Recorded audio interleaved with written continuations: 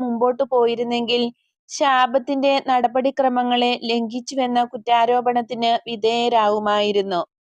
പുതിയ ഉടമ്പടി എഴുതപ്പെടുന്നതുവരെയും അങ്ങനെ സംഭവിച്ചുകൂടാ. പെരുന്നാൾ ദിവസങ്ങൾ ശുദ്ധമായി ആചരിക്കുകയും പ്രാർത്ഥനാ സ്ഥലങ്ങളിൽ വെച്ച് ദൈവത്തെ സ്തുതിക്കുകയും ചെയ്യുക എന്നത് ശരിയായ നടപടിയാണ്. എന്നാൽ മനുഷ്യൻ പിതാവിലേക്ക് ഉയർത്തപ്പെടുന്നുവെങ്കിൽ സകല സൃഷ്ടിയെയും ഒരു പ്രാർത്ഥനാ സ്ഥാനമാക്കി തീർക്കാൻ കഴിയും. ജലോപരി നോഹയുടെ പെട്ടകം പ്രാർത്ഥനാ സ്ഥാനമായില്ലേ? അതുപോലെ തിമിംഗലത്തിന്റെ ഉദരത്തിലിരുന്ന് യോന പ്രാർത്ഥിച്ചില്ലേ? ജോസഫ് ഫറവോയുടെ വീട്ടിൽ താമസിച്ചപ്പോൾ അവിടം പ്രാർത്ഥനാ സ്ഥലമായതുപോലെ പരിശുദ്ധയായിരുന്ന ജൂഡിത്തിനും ഹോളോഫർണസിന്റെ കൂടാരം പ്രാർത്ഥനാ സ്ഥലമായില്ലേ?